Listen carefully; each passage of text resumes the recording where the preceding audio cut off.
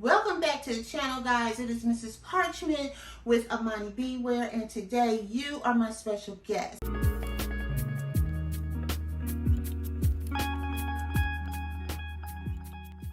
I am working on a new waist bead. This one is specifically going to be for me.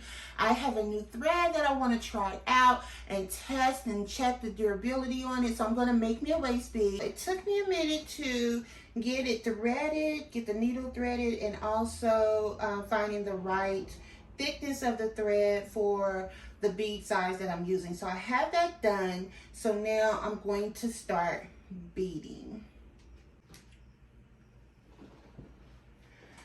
So I am drinking on some herbal tea. It is a mixture. I'm using one packet of green tea and one packet of honey and lemon tea. It's really good mixed. I'm not a big fan of green tea, but when I mix it like that, it's good.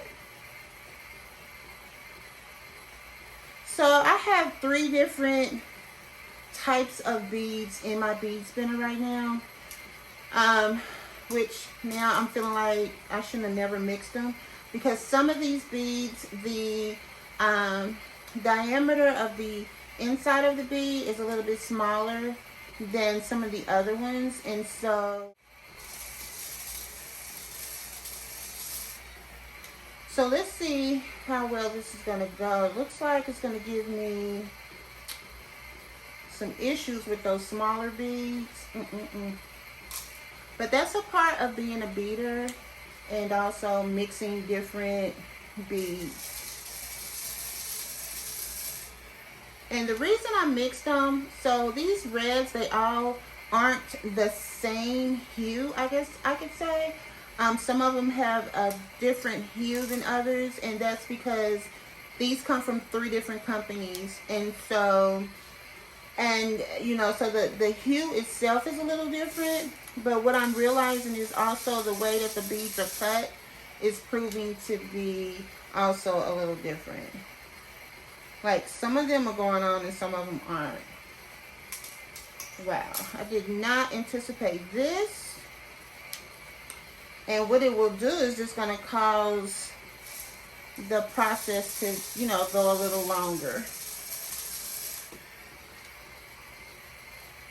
Wow, it seems like everyone I get on here, like, now it's making me rethink using the bead spinner for this particular project, because if I have to put them on one by one, then I don't need to use the bead spinner. See, really.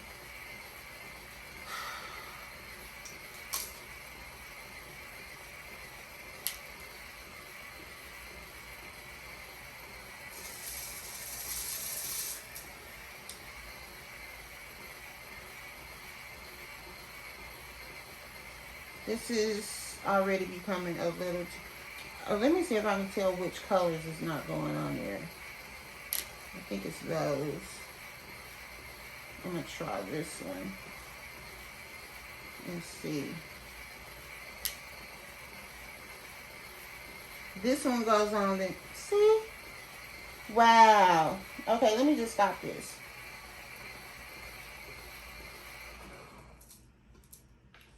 So now I know exactly which red bead is not fitting on and which ones is. So now the next question is, should I just... But these are a lot of red beads, okay? I don't think I want to try to separate them out, because I know for sure that on my original thread, all of them will fit. So for this particular thread, it's a little too thick.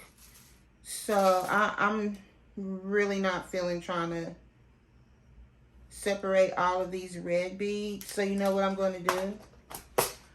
For sake of time, since this is basically not going to be a waist bead that I'm going to sell or put on the website, this is my test waist bead. For this particular thread here, I'm just going to not use red at all, and what I'll do is I'll just use a whole total different bead that I feel that will work. So at least you guys can see that truly behind the scenes when you're handcrafting, especially with working with beads in my craft, it's not, you know, it's not, I'm not going to say it's just super hard, but it's not super easy either. And so these are some things that, you know, I don't know if I want to, maybe I'll use this one. So, you know, these are just some things, you know, that I am transparent about, especially, let me just try these, especially if you are considering being a waist beater. If you're already a waist beater, then I know that you understand everything that I'm saying. And so there it is. Don't look like that's gonna work either. So I'm gonna speed this part up just so that it will be, it will save some time in the process.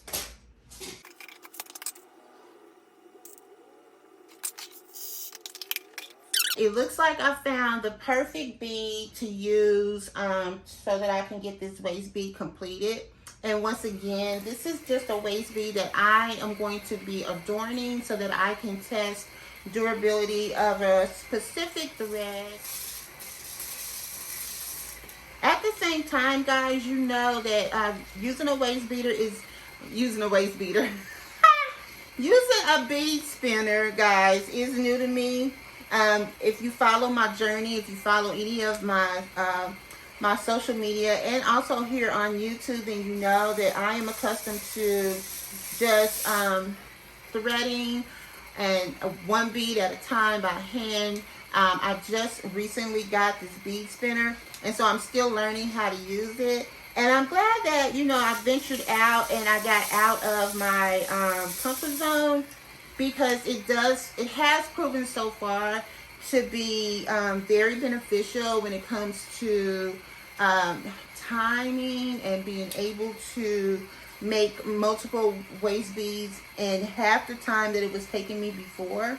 So that is a plus. That is a big plus. So I am glad that I introduced using the bead spinner into my business.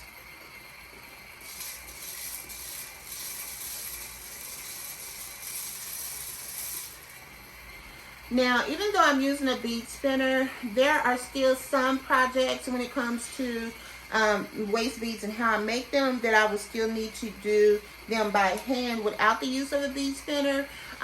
Those are like when I use certain patterns, because right now I only have one bead spinner, right? When I'm using crystals, charms, you know, things of that nature, or a smaller bead, then as you can see, like with that red bead, then I would have to bead by hand instead of using the bead spinner.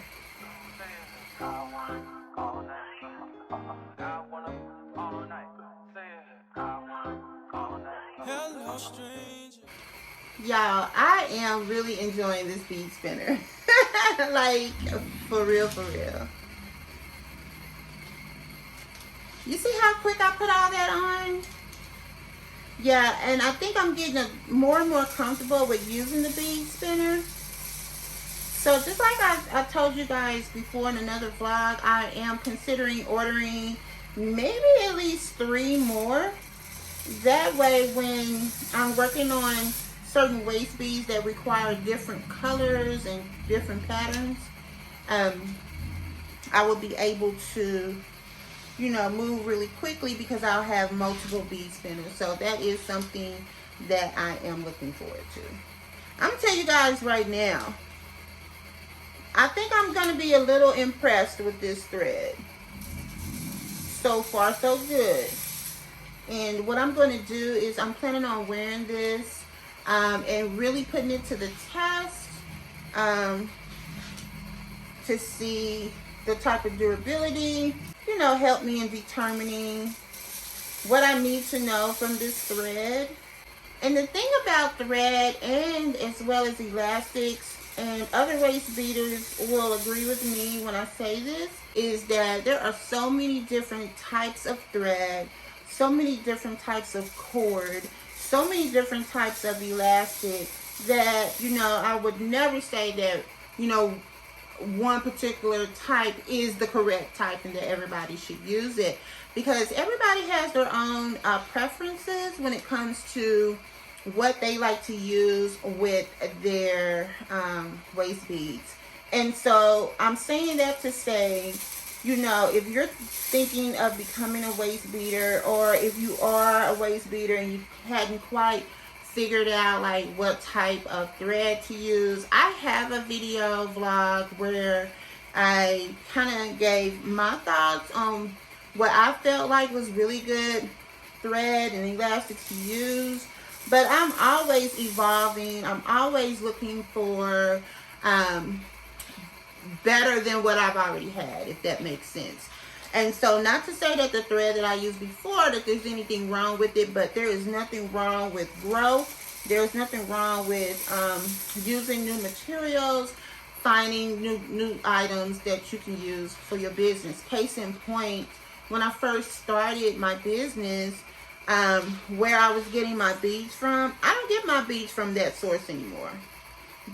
At that time, where I was getting my beads, they served their purpose in that season. And as I grew and as I learned more about my craft and more about beads itself, then I was able to find a different vendor for the beads. And I am, I'm super satisfied with the vendor that I have now. So, there's nothing wrong with trying new materials, finding new materials for your craft. There's nothing wrong with that.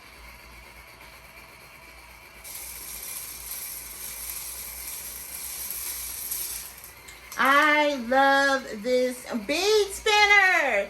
Shout out to my girl Maddie May Shop, guys. If you are looking for an electric bead spinner, I suggest you go to MaddieMayShop.com, or you can find it on her Etsy store, and it's Maddie May Shop on Etsy as well, because that's where I got my bead spinner from, and I love it.